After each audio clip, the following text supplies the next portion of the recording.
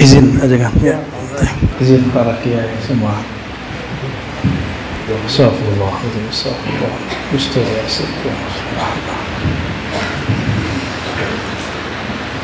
Assalamualaikum warahmatullahi wabarakatuh.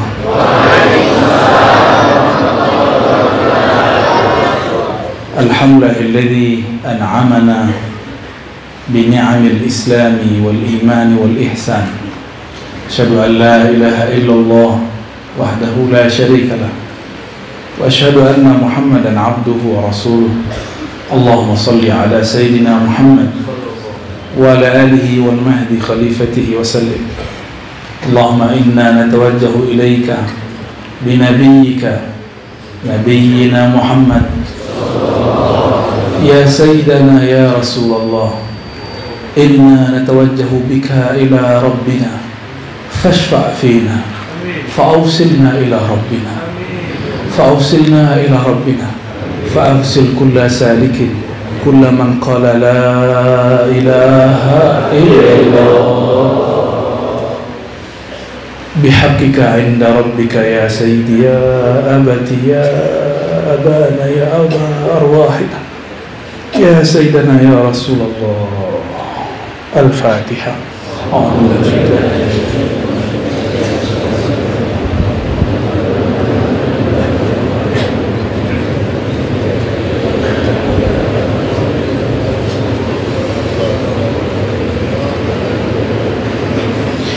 Amin, amin. Alhamdulillah Rabbil Alamin. Puji syukur kepada Allah. Laulahu ma'arafnahu, laulahu ma kulna la ilaha illahu, laulahu ma ta'abbadnahu wa ma sallayna ilaih. Segala puji milik Allah subhanahu wa ta'ala. Pujian kepada mursyid, pujian kepada guru tiadalah lebur, semuanya masuk dalam puji kepada baginda Rasul. Baginda Rasul sallallahu alaihi wasallam ialah yang disebut dalam surat Alhamdulillahi Rabbil. Alhamdu itu adalah Rasulullah. Jadi ketika orang baca Alhamdu, pujian, siapakah yang paling pantas memuji Allah? Siapakah yang pujiannya langsung tembus kepada Allah? Maka alif lam di alhamdu itu disebut alif lam kamaliyah, kamalul hamdi. Kamalul hamdi lillah, hanya milik Allah. Kalau kita memuji Allah, masih ada mau, pengen dapat tenang, pengen hati lapang, pengen rezeki lancar, pengen jodoh datang, ya. Tapi sang alhamdu, memuji Allah, bukanlah karena pengen sesuatu. Dia hanya mengatakan pujian karena Allah layak dipuji. Itulah pujian sebagaimana engkau layak dipuji. Dalam hadis Imam Tirmizi dikatakan, Nabi berkalam, anta kama asnaita ala nafsi. Ya Allah, hanya engkaulah yang berhak dipuji sebagaimana engkau memuji dirimu sendiri, bukan sebagaimana kami memuji engkau. Inilah yang disebut fana fil hamdi. Dan tidak mungkin fana fil hamdi kalau tidak fana fi Muhammadi. Tidak mungkin orang fana fi Muhammadi jika tidak fana fi syaikhi. Maka fana lah dalam gurumu. Gurumu akan datang kepada Rasulmu, Rasulmu akan datang kepada Rabbmu, Allah subhanahu wa ta'ala. Maka wajib bagi seorang salik, bukan sunat. Sunat itu dalam fikih, berselawat kepada Rasulullah. Kullama dzukira ismu, setiap disebut nama. Kurang adab apalagi Nabi ngomong begini. Kurang keras apalagi Nabi mengatakan al-bakhil. Orang bakhil itu yang disebut namaku, dia tidak bersolawat kepadaku. Solawat itu bukan hanya mengatakan sallallahu ala Muhammad. Solawat itu hati ini terkoneksi, terhubung kepada ruh nabiyina Muhammad sallallahu alaihi wasallam. Kalau ada lagi orang yang lebih baik atau lebih buruk kali daripada bakhil, ya bakhil itulah. Namun orang-orang thariqat beruntung dari dulu, diajarkan banyak cara sholawat. Sering kirim Fatihah buat Nabi, itu sholawat juga. Kan bangun koneksi. Allahumma sholli, ya Allah hubungkan, itu arti aslinya. Ya Allah hubungkan ruhku dengan ruhnya, kolbuku dengan kolbunya, sirku dengan sirnya, fuadku dengan fuadnya, lubku dengan lubnya, nafsku dengan nafsnya, jasadku dengan jasadnya. Maka nggak ada lagi mau kemana pergi, di situ ada nur Muhammad sallallahu alaihi wasallam. Mari kita sampaikan salawat kepada Nabi. Assalatu wassalamu alaika ya sayyidi ya Rasulullah. Ya Allah, sampaikan salam kami, rindu kami kepada Rasulullah sallallahu alaihi wasallam, yang juga sangat kita cintai, mursyid-mursyid kita, guru-guru kita semua, Syekh Al-Kamil Mukammil Ahmad Tajul Arifin, dan sanad-sanadnya sampai kepada Al-Mujaddid Syekh Ahmad Khatib Sambas. Bulan lalu saya habis ziarah kepada ayah bunda beliau, Syekh Abdul Ghaffar. Jadi kita ke Sambas. Saya mau ke Kalimantan Barat kedua kalinya karena panitianya bilang Sambas. Wah, ini sanad TKN nih, ya, Mujaddid ini. Maka kita berangkat ke sana. Ternyata memang beliau sudah wali dari kecilnya. Jadi Syekh Ahmad Khatib Sambas itu sudah wali sedari kecilnya. Tapi dia tak jadi wali sendiri. Dia seorang yatim piatu. Dia seorang yatim yang membesarkannya pamannya. Berkah doa pamannya itulah dia disertakan dalam usul kepada Allah Subhanahu wa taala sebelum dia dewasa. Mang wali itu kalau Allah mau ada yang kecil, ada yang dewasa, ada yang badung dulu, ada yang mantan wali. Ngeri. Mantan wali itu mengerikan. Ada yang di sidang wali, dia tetap wali. Itu mending kayak Sayyidina Al-Hallaj, itu wali yang disidang oleh wali, tapi dia nggak pernah dipecat karena yang terjadi pada dirinya hak. Kalau kita kan hak sampai nggak tahan mengudut ya. Nggak apa-apa ya. Semoga keluarga dalam pemirsa Umi diberkahi oleh Allah dan ruhaniyah Abah Zazen, mata'allahu fi tilkal awalin wa rafa'a darajatah wa raqahu ila a'la al-iliyyin ma'a asy-syuhada wal 'arifin, amin ya rabbal alamin. Begitu juga sahabat saya, saudara saya Kiai Haji, saya manggilnya Ajengan aja lah ya, lebih enak, Ajengan Aang gitu. Agak bandel dikit soalnya bahasanya, agak senang nyebutnya. Ya, kalau ada kiai begajulan, ini kiai apa nih? Ke motoran. Orang motoran nyampe nggak jelas, ini motoran pada tawasulan. Alhamdulillah ya, ada juga model begini. Kan ada lagi yang motoran tapi bidah-bidahin kita ya nggak? Tahu lah orangnya. Biker apa? Oh berarti ajaran biker bid'ah. Oh wajib. Ya antum makruh. Muka-muka makruh. Waktu di Kalimantan Tengah saya diizinkan Allah ziarah juga kepada orang-orang yang hidup, ada habaib. Ternyata habaibnya orang-orang Pulau Jawa ya, masih hidup. Ngasih hadiah kitab yang syekhnya sudah datang juga ke sini, Syekh Fadil, mentahqiq kitab Sayyidi Syekh Al-Qutub Rabbani, Syekh Abdul Qadir Jailani. Ini pesan dari Nabi Allah Khidir. Kalau nyebut nama Syekh Abdul Qadir, tambahkan Al-Qutub Ar-Rabbani. Kalau enggak yang datang bisa jadi korinnya, atau syaitannya, atau jin yang menyerupainya. Mending kayak jangan kalau mimpi dites sama dia dalam mimpi. Serius.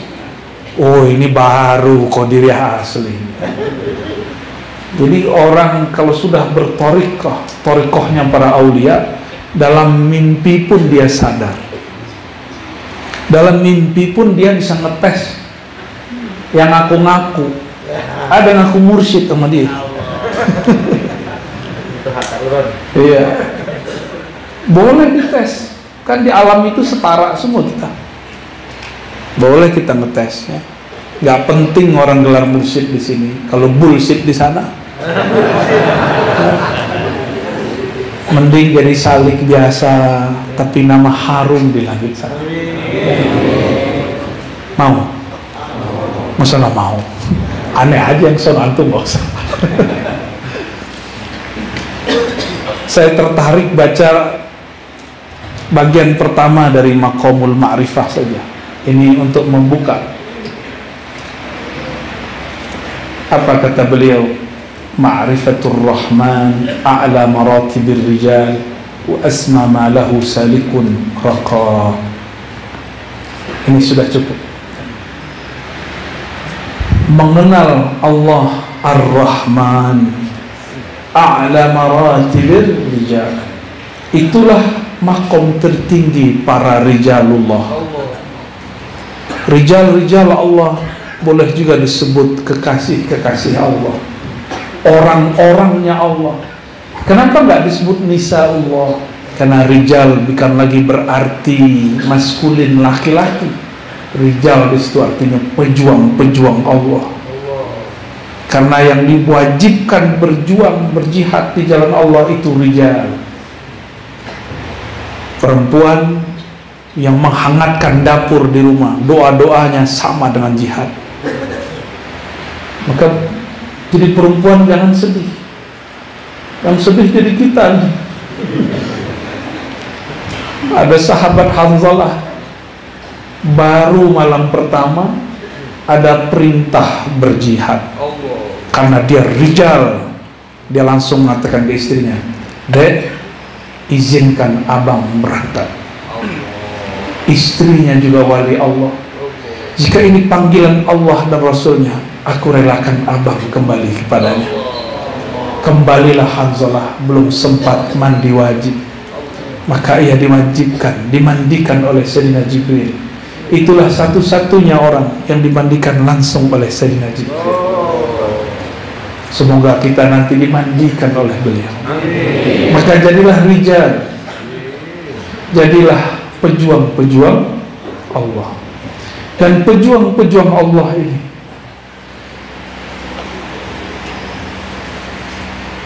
dalam dirinya hanya ada ma'rifatur Rahman. Jika dadanya dibelah, tidak ada kecuali nama Allah. Allah, Allah, gak ada lagi. Makanya mereka kalau berbicara kata-katanya berat, karena kolbunya lebih berat dari langit dan bumi. Inilah kalam Sayyidina Musa yang tadinya hampir sempat meremehkan kalimat yang antum baca dari tadi pagi sore. Yaitu la ilaha illallah. Masih ingat hadisnya yang sering dibaca oleh para ajengan kita. Nabi Musa mengatakan, "Ya Rabb, khususkan aku dengan satu wirid." Lalu Allah mengatakan, "Qul la ilaha illallah." Ya Rabb, khususani. Ini diketahui juga oleh orang awam, dijauhi orang khawas. Aku pengen yang khawasul khawas. Ternyata para nabi, para wali itu selalu pengen punya cara yang tidak diketahui oleh wali yang lain.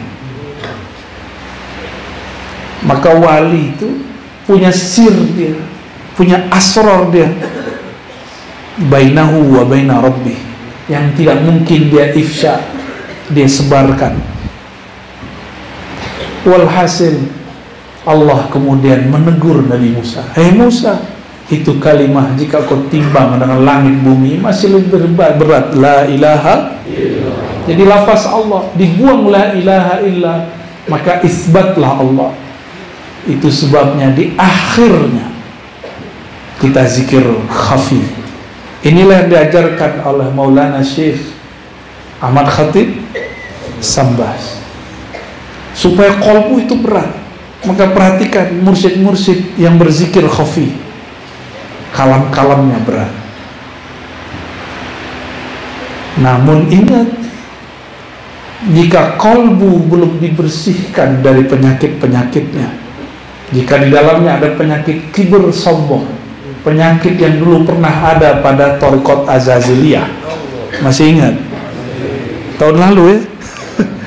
Itu Thariqat keren banget namanya. Ada di Mu'tabarah nggak tuh Ajman? Nggak ada katanya. Itu sanadnya bisa pendek, bisa panjang itu. Bisa buat sendiri. Thariqat Azaziliyah itu kullama zada dzikr, kullama zada dzikru zadal kibru. Itu nggak ada di kitab manapun itu. Itu Thariqat Ma'rifat Azaziliyah. Antum boleh tulis itu. Ini perbedaan Thariqat Al-Qadiriyah dengan Azaziliyah. Kullama zada dzikru zada al-kibru. Kalamnya belum turun barusan ya. Habis tawasulan ke Nabi, tawajuh dikit ngeliat iblis, ternyata ada kalimat ini di kolbunya. Setiap tambah zikir, tambah kibir. Sama-sama ro. Ro itu bahasa Arab, itu ujungnya nar. Tapi az-zikr ujungnya nur. Kibir ujungnya nar. Bolak-balik di situ aja. Maka ciri-cirinya setiap kali tambah zikir, tambah merasa thariqat saya paling tinggi. Mursyid saya paling kamil mukamil. Hati-hati. Yang lebih parah dianya. Di sini nggak ada yang kasyaf, saya doang. Ini terjadi. Kasyaf itu mainan, kayak bocah-bocah main-main mobil-mobilan. Itu bukan mobil, baru mobilan. Ini nggak nyampe-nyampe kalau dipakai. Gimana caranya berangkat pakai mobil-mobilan? Ya. Tadi kami telat, ya. Udah macet ya. Alhamdulillah ada patwal. Saya nyeletuk. Kalau ke langit ada patwal, cepet juga kita naik ya. Paham maksudnya?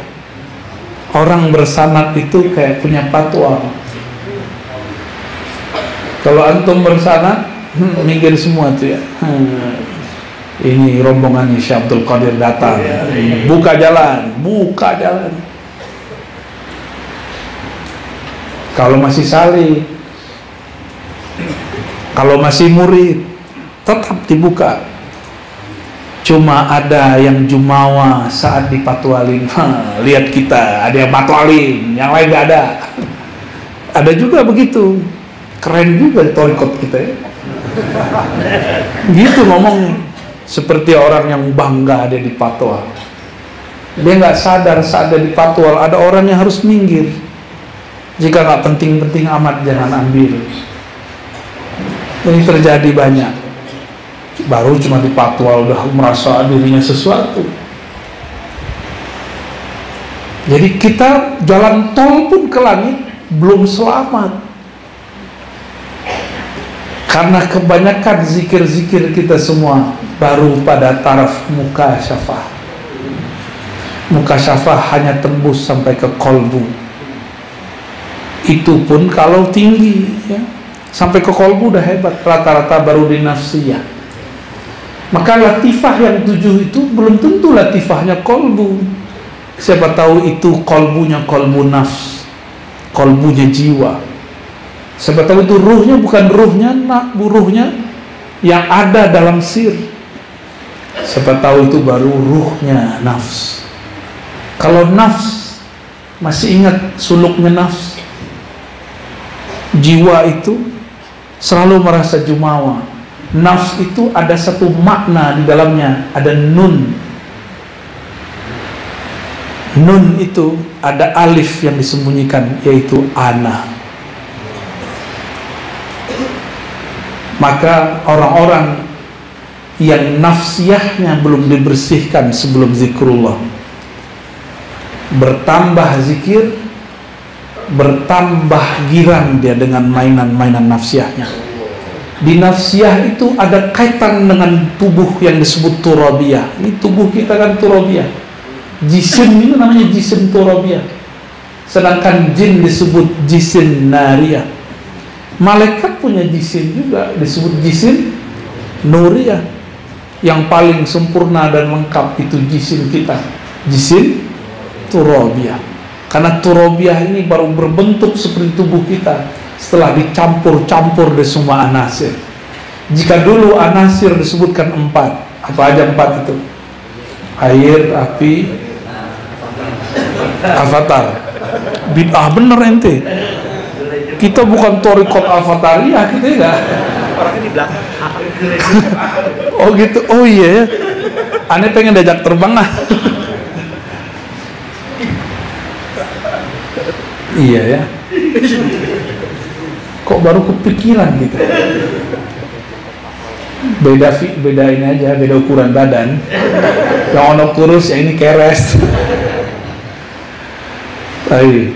Jadi anasirnya apa aja? Api, air, tanah, angin. Tapi ini semua baru jadi itu dengan lafaz kun. Kun ini ada 2. Kun kata ahli huruf kamaliyatun nur atau kamaliyatun nar. Maka mursyid terbagi 2. Ada mursyid yang membawa nur, ada mursyid yang membawa nar. Murid juga ada 2. Ada murid yang mau menerima nur, ada murid yang senangnya dikasih nar. Apa karakter nar? Nar, kalau dekat nar gimana? Panas. Nar itu turun atau naik ke atas dia? Pengen nonjol mulu. Berarti antum zikirnya baru nariyah. Itulah sebabnya jika orang berzikir dengan thariqah yang benar, terbakar badannya, terasalah panas. Ini ngurusin nafsiyah namanya. Jangan takut, cukup diobati dengan sholawat kepada Rasulullah. Jadi kalau kita panas badan zikir, pegang dadanya, baca assalatu wassalamu alaika ya sayyidi ya aba ruhi, boleh begitu ya. Salam atas engkau wahai sayyidi, wahai ayahanda ruhku. Ada orang mau debat saya udah malas debat ya, udah malas debat. Itu masa lalu lah, tahun lalu maksudnya. Tahun lalu masih debat sama bulan lalu. Makanya paling gak seneng kalau orang minta judul i'tiqad ahlus sunnah wal jamaah, sunnah bid'ah. Itu paling gak seneng. Tapi gimana lagi? Karena kalau sudah begitu, nariyahnya keluar. Ya pengen bakar orang mulu dengan kalam-kalam yang pedis ya. Dalil-dalil yang ya begitulah, tahu sendiri. Ternyata kita nggak pernah membuat orang dapat hidayah dengan dalil. Orang hanya dapat hidayah dengan madlul. Madlul siapa? Allah. Kalau dalil belum, masih hijab. Ayat sekian, nomor sekian, itu dalil. Banyak orang terkecoh. Iblis untuk menggoda Sayyidina Adam itu pakai dalil. Dalil terkuat, bahkan dia pakai madlul. Bayangin coba. Kata iblis, wallahi ya Adam. Tuh. Antum hati-hati kalau datang ada makhluk ke dalam zikir kita. Jangan percaya dulu, lapor dulu ke mursyid. Jangan dimakan-makan sendiri. Ini alam yang sangat berbahaya. Medan zikrullah.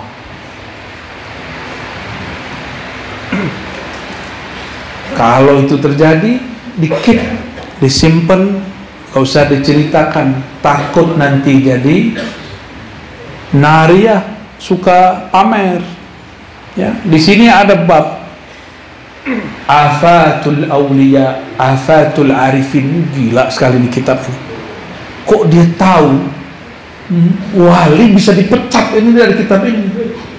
Ya, kalau wali bisa dipecat, mursyid apalagi? Apalagi wakil talqin. Ya salam, ya. Maaf ya wakil talqin. Mengerikan ini alam. Ya. Orang jadi presiden bisa diturunkan, demo semua orang turun, Soeharto turun. Yang demo cuma mahasiswa, tapi yang main di belakangnya kan bukan mahasiswa. Itu kan walayatul dunia, kewalian dunia. Kalau walayatul akhirah sama. Bisa-bisa makhluk di langit itu demo, ya Allah, ini orang gak pantas jadi wali engkau. Kenapa masih dijadiin wali? Dia tiap kali menyebut nama engkau, zadal kibr, tambah sombong dia. Dia merasa dengan zikirmu dia sakti, padahal yang sakti hanya engkau. Betul-betul berat tantangan kita ke depan. Maka musuhnya torikot Robbani ini nanti juga orang torikot nur melawan torikot nar. Maka Nabi mengatakan di hadis Abu Daud, ya, sebaik-baik orang, ya, man qatalahum au qataluhu. Qatala di situ bukan berarti membunuh, ya. Bisa berarti berperang, bisa bermakna qatala walaupun lafaznya mujarrad. Kadang ini lafaz boleh berganti-ganti, tabadul. Kadang qatala bermakna qatal. Kadang qatala pun tidak bermakna qatala ataupun qatala, tapi makna la'ana. Contoh, qatalahumullahu anna yufakun. Surat apa itu? Kebanyakan zikrullah ya. Sampai kebakar hafalannya. Surat apa itu? Surat Quran, bukan surat setan pasti. Itu adanya di surat apa, bro? Aneh ganti deh, gak pakai salik deh. Kali pakai bro akhi berubah. Kalau pakai akhi berubah nanti aja. Akhi, itu surat apa akhi? Ukhti. Qatalahumullahu anna yufakun. Itu di surat apa itu? Hah? Suratnya lebih serem lagi judulnya. Al-Munafiqun. Antum surat Munafikunnya doang hafal ya? Boleh lah. Qatala bukan bermakna berperang. Allah nggak layak untuk disebutkan kata perang pada diri, karena dia maha kuasa. Semua alam ini tunduk kepadanya. Maka qatala berarti la'ana, ya. Begitu juga kata qatala mujarrad bisa bermakna la'ana. Sebaik-baik kaum yang qatalahum, yang menyerang mereka, yang melawan mereka, au qataluhu, atau diserang, dilaknat mereka. Ya. Udah disesatkan orang belum? Udah belum? Antum nggak sah jadi wali kalau belum disesatkan orang. Minimal jadi salik dulu lah ya. Udah disebut gila belum? Belum. Disebutnya apa? Kok kamu teriak-teriak gitu aja ya? Apa tuh? Tuhanmu tuli, begitu nih. Kalau ada orang nanya begitu, jawabnya gimana? Yang tuli bukan Allah, yang tuli hati saya. Kita merendah saja depan dia. Gak usah emosi, itu ujian kiber. Jadi ujian ini bukan ketika zikir terus rasa sombong datang, enggak. Allah kirim orang untuk ngetes. Di kolbumu ada kiber atau di kolbumu ada Allah Al-Kabir. Ada orang nanya, kok Allah kan maha mendengar, maha melihat, maha dekat, ngapain kamu zikir keras-keras? Emang gak bisa zikir diam-diam aja gitu? Ya, pengennya begitu kan? Jangan-jangan nih ada yang mantan nih yang mau bertanya begitu nih. Ada beberapa wajah sih ya, kita lihat. Ya, jidatnya berbicara begitu soalnya. Kebaca deh gitu ya. Jawabannya gimana? Itu tes emosi. Kita nih kunnya nar atau kunnya nur. Jika ada orang yang lagi gelap hatinya, kita terangi atau kita bakar. Kan dia lagi gelap itu hatinya. Gelap itu bisa lihat sesuatu enggak? Maka tidak bisa melihat sesuatu, kita sebut jahilun. Orang yang jahil, tidak tahu jalan, buta dia jalannya. Kalau begini, kita bimbing dia. Membimbing orang gak mesti dengan mengajarinya, tapi bisa dengan merendahkan diri kita, bisa dengan melembutkan hati kita. Cukup katakan, wahai Tuhan, wahai saudaraku. Kalau orang-orang di sinetron lama itu gimana? Kisana, sana. Wahai Tuhan, yang tuli itu bukan Robku, bukan Robmu. Yang tuli itu aku. Ntar kan dia mikir-mikir, orang pakai kopiahan, pegang tasbih, masih bilang dirinya tuli. Terus abdi kumaha. Oh, lolos ya? Bahaya nih kalau lolos, gak balik-balik ntar deh.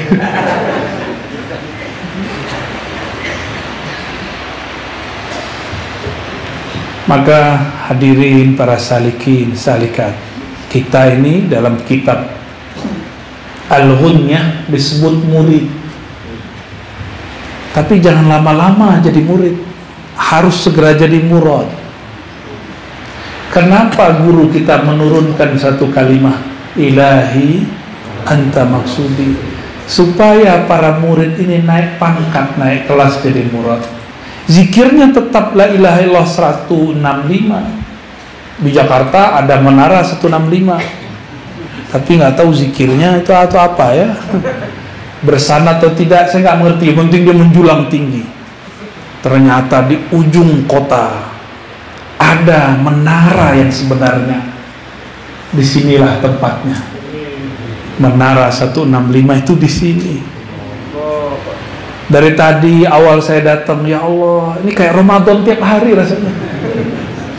Awal datang, la ilaha illallah, gak ada berhentinya, gak ada berhentinya, seakan-akan ruh ini naik ke alam malakut. Sampai saya tertidur. Gimana gak tertidur? Di terapi. Biasanya orang itu kalau dibekam, bekam itu sunnah. Orang tarekat harus dibekam.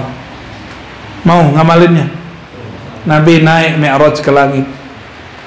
Kata Jibril, wahai Muhammad, suruhlah umatmu berbekam. Itu waktu di langit tuh, langit ke-7.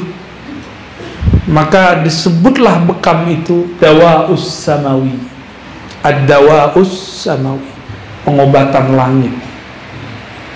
Ini filosofinya nanti nyambung ke zikrullah. Orang supaya sehat harus siap dulu disayat, ditusuk. Itulah yang disebut riyadhah. Harus ada yang dibuang supaya duduknya bisa tahan lama. Ini kalau tadi nggak dibekam nih, saya tidur sampai sekarang nih. Ya, nggak kuat duduk di sini. Udah tepar ini dari kemarin ya. Sok-sok tepar. Padahal ada napas lain ya. Makanya Nabi SAW ketika punggungnya berat nggak minum obat, kepalanya berat, kalau antum berat karena utang ya. Nabi kalau berat kepalanya bekam, berat punggungnya bekam. Sunnah, coba diamalkan ya. Saya usutlah sejarahnya, maklum muncul nafsiyah dosennya. Wah, orang kampus. Masa ini dari langit? Bukannya ini dari Cina? Kita cek sejarahnya. Ternyata bekam itu bukan dari Cina, tapi dari India. Yang dari Cina itu yang pakai koptel, pok. Nah itu dari Cina itu. Ya, filosofinya semua nyambung dengan orang zikir. Kalau ingin sehat kolbu, maka harus ada yang dikeluarkan. Itulah zakatnya harta, zakatnya jiwa, yang baru diajarkan kepada kita selama ini. Zakat harta, zakat jiwa. Benar? Zakat kolbu belum diajarin kan? Belum. Zakat qulub belum. Zakat sir belum. Fuad tadi telat ya. Ada zakat ruh, ada zakatnya semua itu. Karena zakat berarti meningkat. Supaya meningkat, maka penghalangnya harus dibuang. Tadi ajengan cerita sama saya, beliau kalau ada cerita asik semua. Emang tukang dongeng sih ya. Ketika cerita, sampailah cerita di hari-hari awal-awal Abah Jajen ya, qadasallahu sirrahu wafat. Tahun hari keberapa tuh ajangan yang antum jatuh? 35. Jatuh. Udah kayak orang stroke. Kayaknya emang stroke beneran sih ya. Tapi barokah orang zikrullah, kesadarannya walaupun jatuh tidak hilang.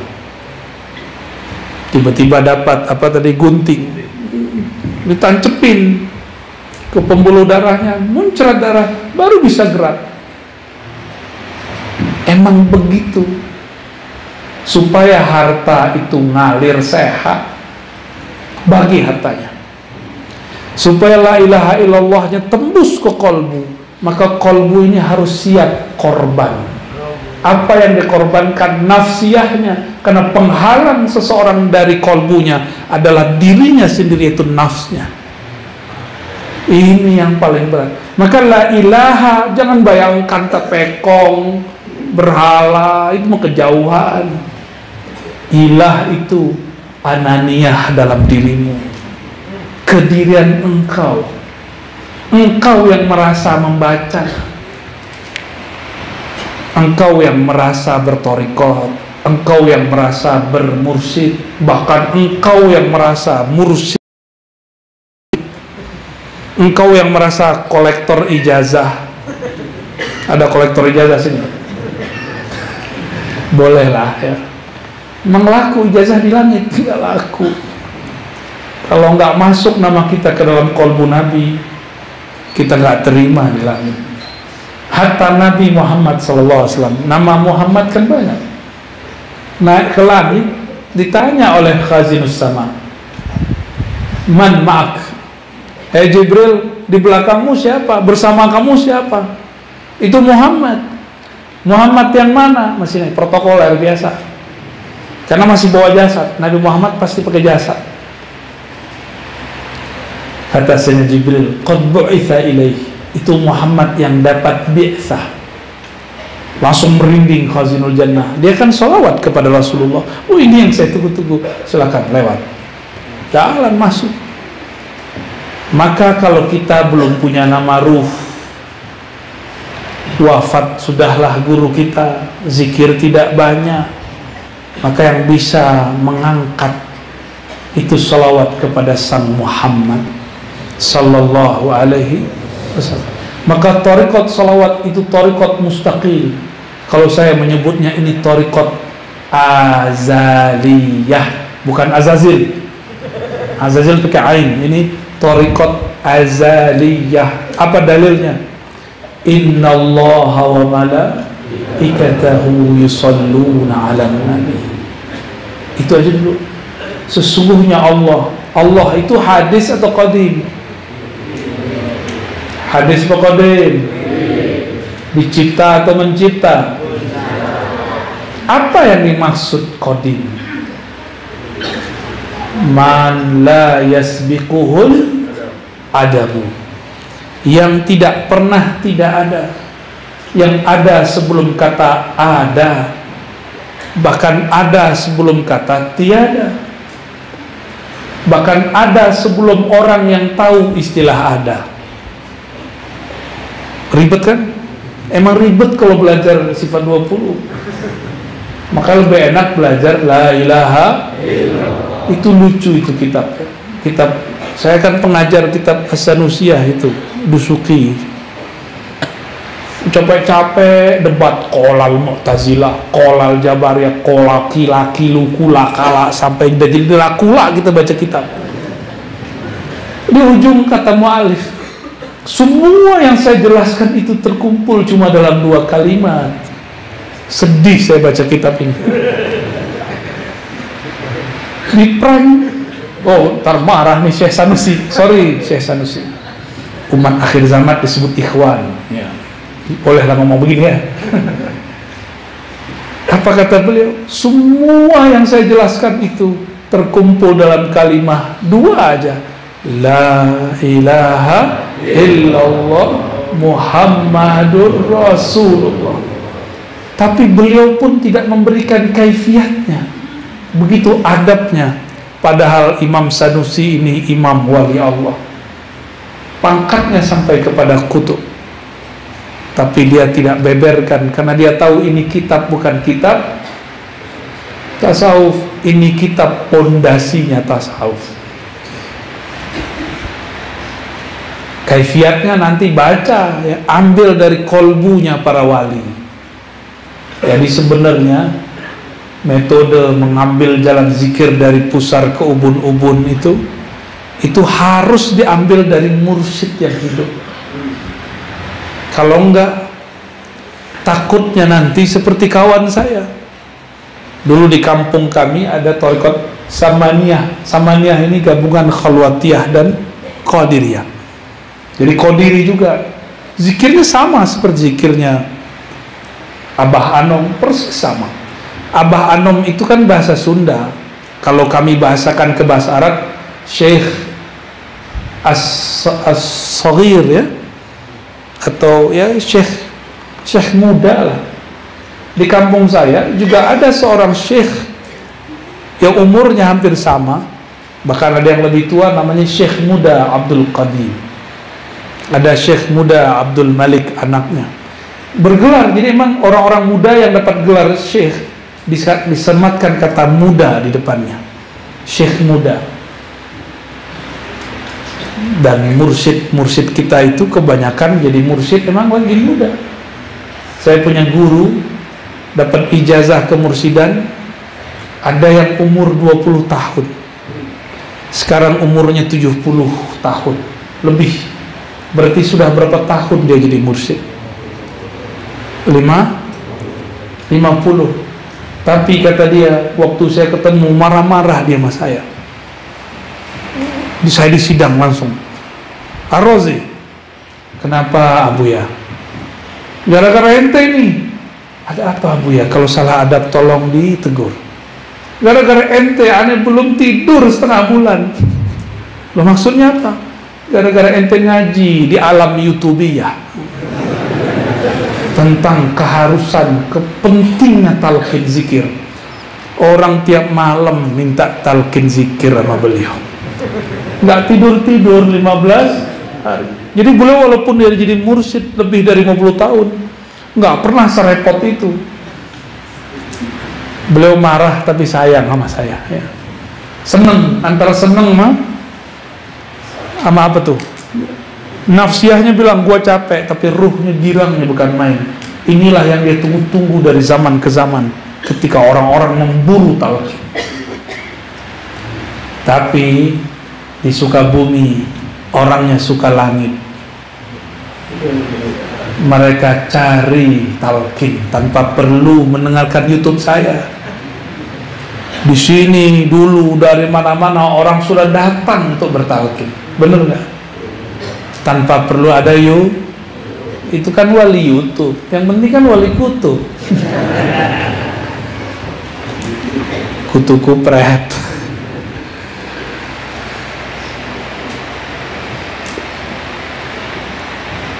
Ketika kita baca la ilaha illallah, saat itulah kedirian ini dibakar. Kalau dia emang susah, bakar aja. Kalau terbakar, makanya ada orang teriak. Kalau cuma la ilaha illallah, ya kadang dia ngikut-ngikut aja tuh ya. Ini apa sih rasanya? Jadi ada orang yang menuhankan rasa, menuhankan rasa jadi berhala. Emang kalau nggak dapat rasa nggak mau zikir ente? Ya. Kalau nggak ada di kolbunya, ada ser gitu ya, nggak ada merinding-merindingnya, nggak mau zikir lagi. Allah bilang, ya udah ente nggak usah zikir, ane nggak butuh. La ilaha illa ana. Ya. Makanya sebelum zikrullah, sebelum kenal Allah, Sayyidina Musa diperintahkan, jangankan serbannya, jangankan doktornya, jangankan kemursidannya, jangankan nama torikotnya, sendalnya harus dicopot. Fakhla na'alaik, bertelanjanglah engkau datang kepada Allah dalam makna yang sesungguhnya. Buang kita bisa baca kitab, saya udah khatam kitab apa?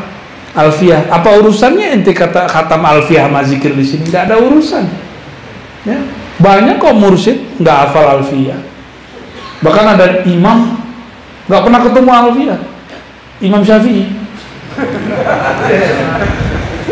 Benar nggak? Jangan berhalakan Alfiyah. Ini jadi hijab sama santri. Guru kita ngasih alat, ngasih tujuan. Alat ini kalau sudah sampai kita di tujuan, kita nggak perlu baga-bagain alat. Bisa nggak untuk jelasin la ilaha illallah dengan Alfiyah? Kalau bisa, itu baru teori, baru sisi lughah la ilaha. Ya. Kita kan punya kaidah man lam yadzuq lam ya'rif.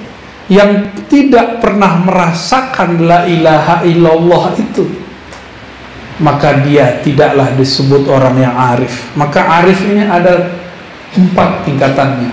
Ada arif dengan asma Allah. Inilah kebanyakan salik murid, bahkan mursyid baru di sini kebanyakan.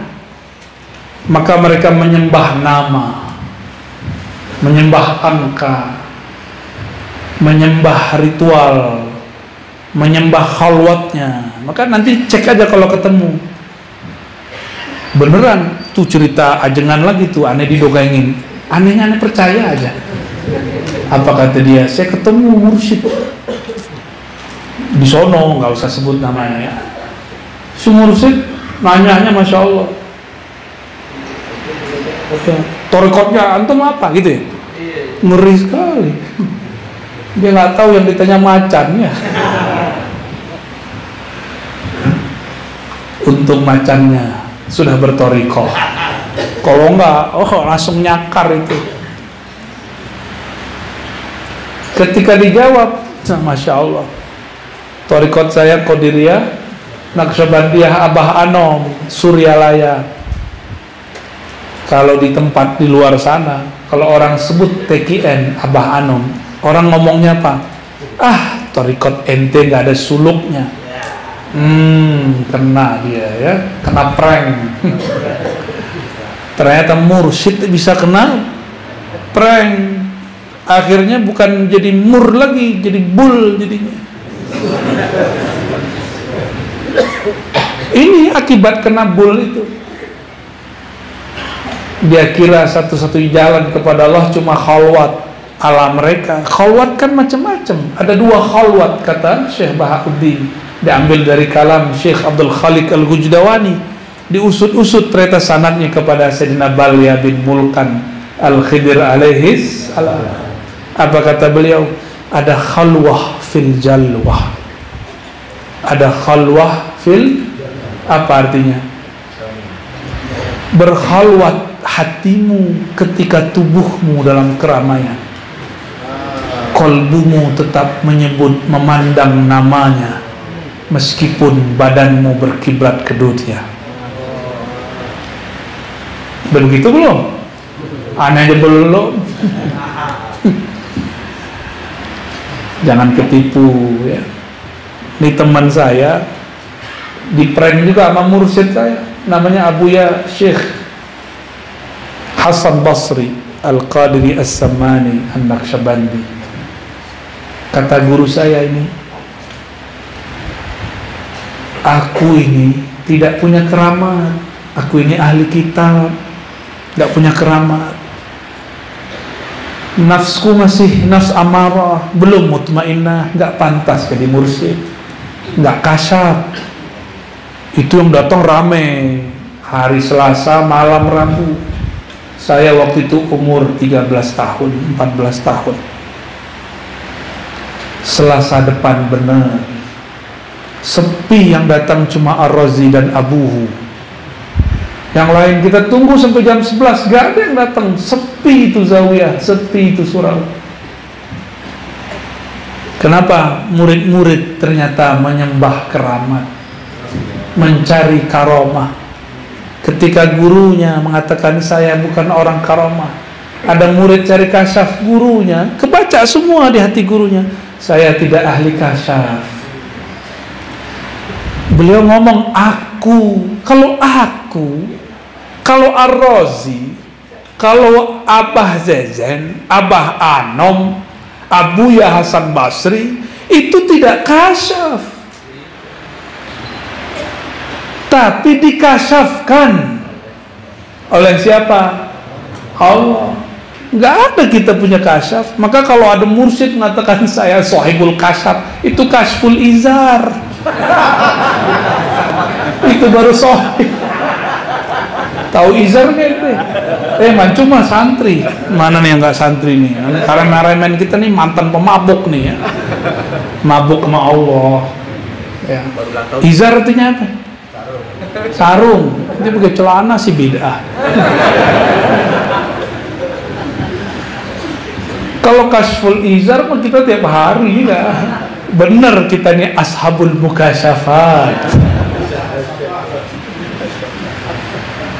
Saya baru dapat setelah setahun. Si murid ini nggak pernah datang lagi. Wafatlah seorang mursyid kami, memang banyak kasyafnya, tersebar kasyafnya sampai ke penjuru negeri. Ketika kami melayat menghantarnya ke pandam kuburan, ke pemakaman, kata beliau, ini orang yang hadir saat itu, saya udah nggak mau lagi datang sama Abuya Hasan Basri. Loh, kenapa abang? Nggak kasyaf. Dia terhijab sama kitab kuning. Ya salah. Mursyid dinilai oleh murid. Kira-kira gimana tuh? Tinggian murid ya? Hati ente ya. Ngomong wakil talqinnya ono lebih tinggi dari yang ini. Ente aja jadi wakil talqinnya ya. Mursyid yang ono lebih tinggi dari mursyid yang ini, berarti kita minimal setara sama dia ya. Emang udah setara belum? Ini beberapa kan ada yang ngomong begitu, kan ada laporan ya. Laporannya lewat malaikat ya. Malaikatnya bukan rokib ati, ada malaikat yang lain, nggak boleh disebut namanya ya. Ada murid ngomong begitu, kalau zikir di Sukabumi enak, kalau di Sukaono nggak enak. Ngapain? Bumi ini subur. Kata Sayyidina Khalil Ibrahim, wahai Muhammad, surga itu subur tanahnya, tapi belum ada tumbuhannya. Maka tumbuhkanlah dengan subhanallah, alhamdulillah, la ilaha illallah, Allahu akbar. Kenapa di Sukabumi? Kampung apa namanya? Ajengan Nagrok. Kayak nama alam mana gitu ya. Kampung Nagrok. Ini kalau pakai bahasa Arab anak ronggi gitu ya. Tenggelam. Gorkun. Ketika suatu tanah subur, kalau nggak ditumbuhkan pohon, dia tidak ada yang tumbuh, nggak ada kesejukan di situ. Kenapa zikir di tempat ini sejuk? Karena ada yang rajin menanam,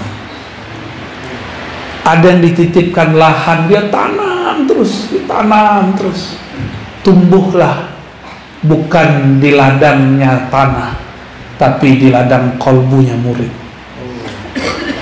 Makanya murid setiap kali datang kayak merasa dipupuk, tumbuh lagi.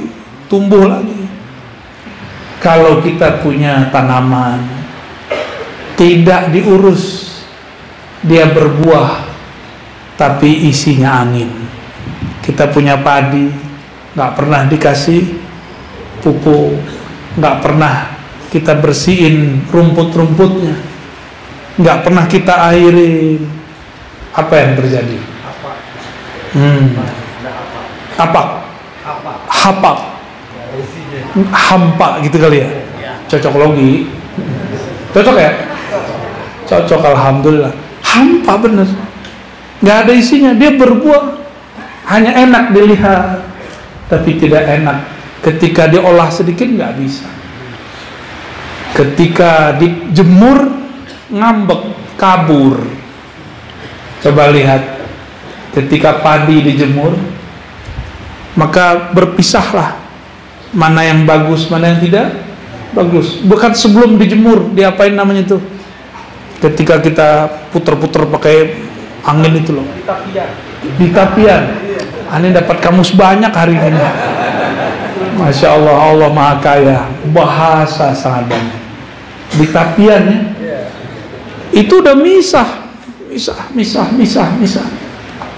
Itu kan guru itu dia putar-putar, itu kincir anginnya, tapian ya, untuk mengaduk-aduk murid. Si murid ini ketipu nggak dengan kalamnya, tersinggung nggak dengan ikhwannya, baper nggak dalam khidmahnya. Katanya mau khidmah, tapi nggak mau berkorban perasaan. Ente harus korban perasaan kalau khidmah. Jangankan perasaan, kita bahkan korban waktu bersama anak istri, korban waktu bahkan bersama diri kita sendiri. Hak tubuh untuk tidur pun dikurangi kalau khidmah. Bahkan diri kita ini pengen dihormati pun kita bakar semua itu. Kita malah menghormati orang. Itu puncak khidmah. Puncak khidmah ayyakuna salik abdan khalisan mukhlisan. Itulah makom khidmah tertinggi. Inilah makom Sayyidina Anas. Sayyidina Anas tidak pernah minta digaji. Dia khidmah setiap hari. Tapi karena ibunya sangat pengertian, ibunya yang datang, ya Rasulullah, anakku sudah khidmah hampir 10 tahun. Dia sangat tulus cinta kepada engkau. Mohon gajinya nggak usah dikasih, apapun nggak usah diberi. Minta doa aja wahai Rasulullah. Nabi kalau doa yang aminin selangit bumi, kira-kira gimana? Antum kalau doa sekamarnya belum tentu diaminkanlah. Apa doanya Nabiullah Nabiuna Muhammad SAW? Allahumma aksir malahu wa auladahu waghfir lahu wa adkhilhul jannah.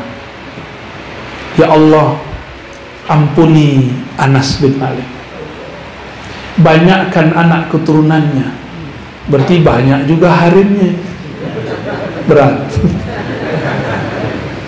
Dan yang ketiga, ampuni dia, masukkan dia ke surga. Adakah doa gaji yang lebih hebat dari 3 ini? Dijamin doa di dunia, dijamin dicintai oleh lawan jenisnya dan banyak anak-anaknya, dijamin masuk surga. Ada gaji lebih tinggi dari itu. Maka semua orang khidmah akan berada di belakang barisan Sayyidina Anas, Sayyidul Khadimin, Sayyidul Khuddam, sayyidnya para pelayan Rasulullah. Kita ini niat kita begini cuma melayani Rasulullah SAW. Kita melayani orang semuanya karena melayani Rasulullah SAW. Enggak ada lagi. Kita berharap doa itu juga mengalir pada kita semua. Maka jika ingin hidup berkah dunia akhirat, berkah bukan banyak fulus, bukan. Berkah ketika sang pemberi berkah memandang kepada kita. Sekali Allah memandang engkau, Dia selama-lamanya memandangmu. Mau jadi badung, mau jadi apa, Allah tetap pandang dia. Mau dia nakal, ditarik oleh Allah SWT. Mau diganggu syaitan 70.000 syaitan, akan diselamatkan oleh Allah kalau Allah sudah pandang. Dan orang khidmah itu, dia punya dua senjata dalam dirinya. Pertama, al-yaqin bila syak, yakin yang tak ada sedikit pun syak kepada gurunya, kepada guru dari gurunya, bahkan sayyidul muallimin wal mursyidin Sayyidina Nabi sallallahu alaihi wasallam. Tapi kata Nabi, dinukil di kitab-kitab ini, ujiannya orang beriman di dunia adalah zalazil, bukan zalazil bumi, zalazil nafsiyah, goncangan jiwa. Itu lebih berat, goncangan sehingga kita berpikir, apakah benar ini thariqat kepada Allah? Goncangan ini terjadi pada Sayyidina Umar. Sayyidina Umar berkata, ketika beliau hendak menang sampai di kampungnya, lagi girang mau usul ke kampungnya, tiba-tiba ditahan kafir Quraisy. Nabi pun mengalah meskipun benar. Apa kata Sayyidina Umar? Ahakun dinuna, arasulun anta. Apakah benar agama ini? Apakah benar engkau seorang rasul? Itu goncangan besar pada Sayyidina Umar. Nanti ketika kita berjuang, berkhidmah, tiba-tiba ada rasa itu muncul. Benar gak ini? Nyambung gak sih ini? Ada perasaan itu gelisah. Kegelisahan ini asyaddu min azabin nar. Maka orang-orang di dunia yang berjuang, azabnya didahulukan, yaitu azab nafsiyahnya. Inilah yang disebut al-azab al-adna, siksaan yang ringan. Ringan ini, mending kita disiksa di sini daripada disiksa di sana. Maka berkhidmahlah kepada guru, berkhidmahlah kepada majlis, Allah akan angkat orang-orang itu, ya. Dan yang kedua, apa yang ada pada diri orang yang khidmah? Kalau sudah yakin bila syak, kita sebut dengan tasdik. Dan yang kedua apa? Yang merusak tasdik apa? Syak tadi. Orang sudah jalan, diberi kepercayaan, diberi amanah, yang merusaknya apa? Khianah.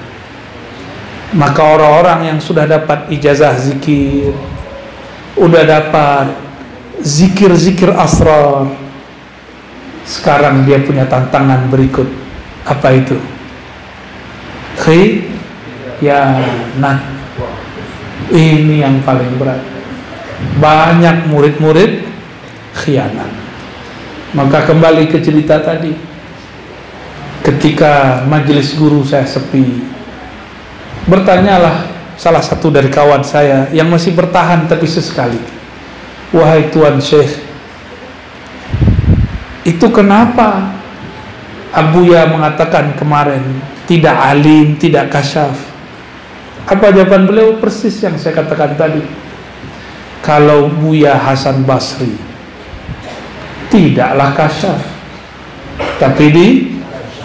tapi murid salah faham. Murid mengira yang kasyaf itu adalah guru. Itulah pemberhalaan terhadap guru. Ini juga nggak boleh. Maka kadang-kadang mohon maaf para wakil talqin, kita ini kadang jadi hijab untuk murid-murid. Kita pun harus bertelanjang di hadapan Allah Subhanahu wa ta'ala, supaya murid tidak tenggelam dalam memandang kita, tapi dia tenggelam dalam memandang Allah yang kita sebut. Ini perlu sekali. Ujian orang yang dapat amanah, amanahnya takut diambil. Padahal amanah kan suka-suka yang ngasih. Kalau diambil, ambil aja, yang penting ridho. Gimana? Antum diangkat nih jadi mursyid, terus dicabut, mau nggak? Malu ya? Apa kata dunia? Gitu ya? Itu nafsiyah yang bermain. Ya, nafsiyah yang bermain. Jam berapa nih ajengan? Satu kurang. Waduh, salaman 2 jam.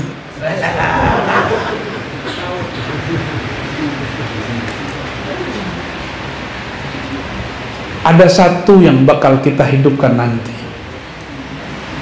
selain kajian-kajian ma'rifatullah, sanad-sanad khirqah, sanad talqin, sanad khirqah. Semoga nanti ada waktu kalau saya datang, kita berikan sanad khirqah. Khirqah itu antum sedia sendiri, bawa kain sendiri ya. Ntar kita ambil, kita pasangkan, tabarruk dengan para masyayikh yang bersambung sanadnya kepada Nabi Muhammad SAW, dipakaikan. Makanya para mursyid itu dulu ada yang pakai tutup ya kepala, itu disebut khilqah ya. Ini karena dipakai aja, kok nggak bisa dipakai nih Pak. Udah ada yang pakai serban, ada yang pakai kopiah, lalu ditutup lagi di atasnya, seperti Mbah Yai Asrori ya, Abah Lutfi pakai ya, pakai. Dulu ada Abah Ahmad Sukanta pakai juga di Banten. Itu pakai sanad. Jadi kita ini pakai begini ada sanadnya ya. Pakaian badan ini bersanad, tongkat aja bersanad, apalagi zikir bersanad ya. Namun itu simbol supaya dapat berkah. Inti dari semua itu ada di ilmu ma'rifat, dan ilmu ma'rifat itu sudah diturunkan di kitab-kitab Sidi Syekh Abdul Qadir Al-Jilani ya. Itulah kitab Sirrul Asrar ya. Ada satu kitab lagi yang mungkin jarang dibaca, Al-Ghunyah ya, Al-Ghunyah. Itu kitab menyempurnakan Ihya Ulumuddin. Karena di Ihya Ulumuddin tidak ada satu bab tasawuf mengenai murid dan murad ya, murid dan murad. Murid itu yang masih menganggap dirinya lah yang menjemput hidayah. Kalau murad, dia memandang hidayah ini adalah tarikan dari Allah Al-Hadi, sang pemberi hidayah. Maka orang-orang yang murad mau zikir hambar, mau zikir enak, mau zikir bergetar, tidak bergetar, yang penting zikir, karena yang dizikirkan sudah bersama. Maka rasa itu nggak penting, yang penting bersama dengan sumbernya rasa. Hentikan menyembah rasa. Inilah makna la ilaha illallah. Tiadalah rasa kecuali bersama yang punya rasa. Rasa itu makhluk bukan? Allah Khalik. Maka jangan cari rasa. Ilahi anta maksudi, ya Allah, bukan rasa yang aku cari, bukan merinding-merinding yang aku dapatkan, meskipun itu satu kecanduan. Yang aku minta cuma Engkau sang pencipta rasa. Kalau udah aman pencipta rasa, kita bisa request rasa. Serius, merinding-merinding, panas-panas, sejuk-sejuk, melayang-melayang, kan kekasih Allah. Kalau belum kekasih nggak bisa request. Ya, udah jadi kekasih belum? Belum, makanya masih pusing mikirin fulus. Ya. Taiba abdud dinar. Pasti pusing, capek orang yang menyembah dinar dirham. Apalagi zikir 165 70.000 supaya hutangnya terbayar. Tuh Tuhan ente utang namanya. Dah, coba luruskan. Biar dari murid menjadi murad. Jadi tujuan kita bukan mau jadi mursyid, tapi menjadi murad. Itulah yang habis rasanya dalam sumber rasa. Habis semua yang dia tuju, kecuali hanya Allah yang al-maksud, yang berhak dituju. Allah ini pencemburu nggak? Ibu-ibu cemburu nggak, Bu? Hampir mirip. Maka sifat cemburu itu nggak diturunkan banyak-banyak ke laki-laki. Kalau laki cemburu jadi ghadab, main tonjok aja, ya kan? Ini belakang saya ahlinya. Tinggal bawa geng motornya beres. Kalau ibu-ibu kan lain, dipendem buat siasat, kan? Layangan putus. Masa ya, saya nggak benci film atau apa sih ya, nonton silahkan, tapi seorang muslimah bukan itu panduannya, bukan itu pandian seorang muslimah, apalagi santri. Sinetron kita sinetronnya Nabi Sallallahu Alaihi Wasallam. Itulah makna laqad kana lakum fi Rasulillah uswah. Uswah itu sinetron yang layak ditiru, dinikmati. Indah loh sinetron istri-istrinya Nabi. Gimana, Bu?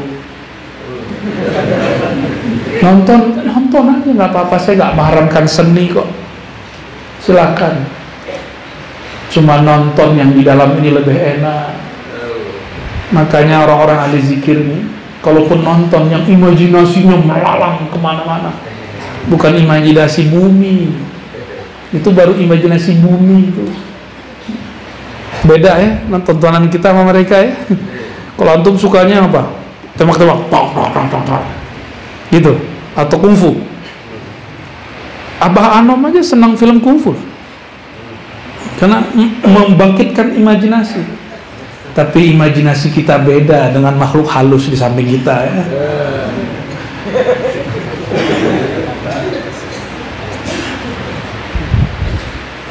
La ilaha illallah. Kalau orang la ilaha illallah berumah tangga, pasangannya bukanlah berhala, pasangannya bukanlah sesuatu yang dia ingin kuasai. Dia leburkan cintanya dalam cinta Allah. Ya Allah, ini istriku, ini suamiku, aku serahkan cintaku kepada Engkau. Maka jadikanlah cintaku ini ya Allah, cinta yang Engkau bimbing. Maka kalau orang rumah tangga begini, setengkar-tengkarnya balik, sekacau-kacaunya nanti akan akur. Kenapa? Karena ada campur tangan Allah di situ. Allah lah yang yu'allif baina qulubihim, ya, yang akan mentaklif, melembutkan kolbunya orang-orang. Jadi kalau udah bener nih la ilaha illallahnya, nggak ada bakal ngomong begitu, ya. Cemburu yang berlebihan, nggak bakal ada. Keinginan ingin menguasai, enggak. Kita ini milik Allah. Sama laki-laki ini kan lucu. Nabi Ibrahim, Nabi Muhammad budak jadi istri. Kalau yang depan saya nggak tahu nih, istri jadi budak kali ya. Beda ya. Maka ikhwan fillah, semua ikhwan, para salikin, salikat, muridin, muridat, benarkan la ilaha illallah. Habiskan ananiah kita, habiskan cemburu, cinta, rasa, bahkan habiskan gelar, habiskan pintar, habiskan kitab dalam kalimat la ilaha. Habis semuanya illallah, barulah berdiri kalimatullah di dalam diri. Barulah benar izzah itu milik Allah, milik Allah. Inilah disebut uzkurullah, ingatlah Allah, la'allakum tuflihun, Semoga kalian beruntung. Orang-orang inilah yang beruntung. Jika Allah sudah bertahta dalam jiwa, Allah sudah menatap nama, oh ada namaku dalam dirinya. Allah tidak tega kalau kolbu ini tersusahkan sedikit oleh harta. Sama jika ada seorang kekasih Allah diganggu oleh hamba-hamba yang lain, Allah tidak akan biarkan si hamba sekasih ini diganggu. Man adali waliyan faqad azantuhu bil harb. Ganggu ahli zikirku, aku makar kepadamu. Hatta pasangannya bisa begitu, hatta tetangganya. Dia nggak perlu turun tangan, Allah yang turun tangan. Jadi kita nggak perlu serang-serang orang pakai hizib, nggak perlu serang orang pakai tahlil, baca la ilaha illallah tembak, itu nggak perlu ya. Itu norak begituan. Wali itu nggak perlu nembak, Allah yang jaga dia. Kalau kita masih jaga diri kita dengan kalimah akan berakhir dengan kebisuan. Ada yang bisa baca tahlil 165 setiap saat? Coba lagi kerja aja lepas kok, lagi nyetir aja lepas kok. Maka bergantung ta'alluq dengan asma, kalimah dan lafaz, itu ada mulwusul, nggak nyampe-nyampe. Maka saya tutup kajian ini dengan satu kalimat, la ilaha illallah. Habiskan la ilaha, tersisalah illallah.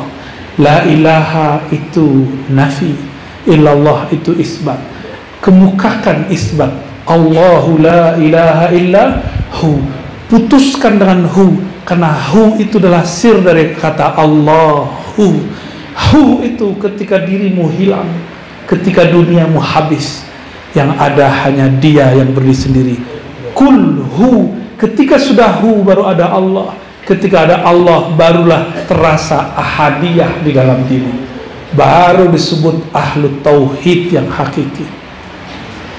Semoga bermanfaat ya. Semoga bedah kalimah la ilaha illallahnya terasa, karena inilah oleh Rasulullah, oleh wali-wali Allah.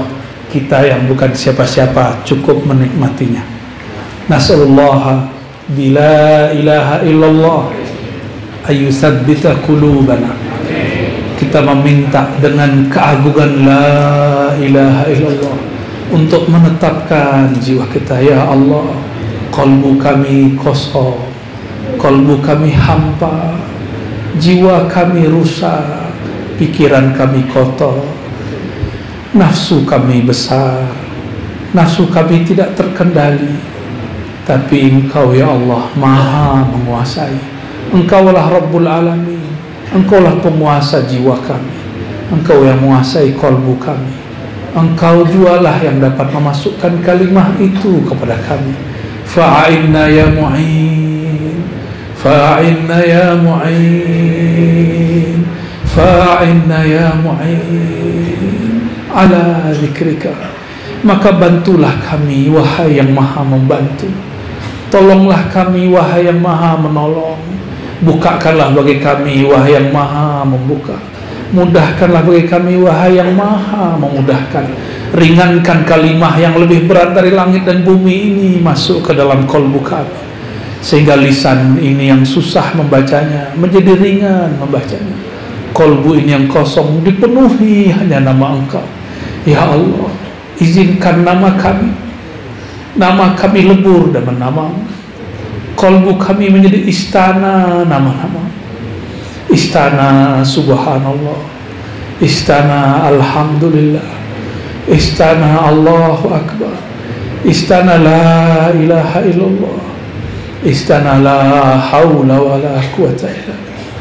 Ya Allah, ampuni guru-guru kami, ampuni orang-orang yang mendidik kami, maafkan khidmah kami yang tidak sempurna, karena hanya Engkau yang maha sempurna. Maafkan jika kami masih bertanya-tanya, benarkah ini jalan kehadirannya? Maafkan jika nafsiah kami masih meronta-ronta, karena kami masih hamba-Mu jua, ya Allah. Ya Allah, jika kami tersesat, kami terhina, kami akan lemah dan tersiksa, ya Allah. kami tetap hamba-Mu ya Allah. Jika kami Engkau panggil, Engkau angkat, kami pun naik hanya dengan keagungan-Mu ya Allah. Ya Allah, yang nama Engkau dibaca oleh semua makhluk, yang nama Engkau dibaca oleh semua wali-wali, yang nama Engkau masuk ke dalam kolbu para arifin, yang nama Engkau terukir di kolbu para pecinta. Ukirkanlah ya Allah kalimah nama Engkau al-ismul a'zam, ismuz zat Allah di dalam kolbu kami. Pegang dadanya, baca ya Allah yang lembut, ya Allah, dihentakkan, tegur dia, kagetkan dia, kalau perlu tampar dia, bangunkan, baca wahai kolbuku nama Allah, ya Allah.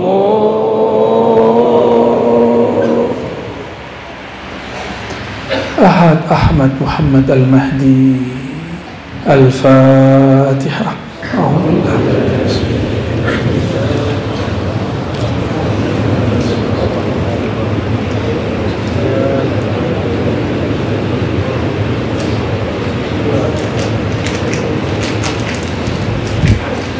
وصلى الله على سيدنا محمد وعلى آله والمهدي خليفته وسلم والحمد لله رب العالمين. دستور يا سيدنا يا رسول الله، دستور يا سادتنا الأولياء، دستور يا سيدنا. السلام عليكم ورحمة الله.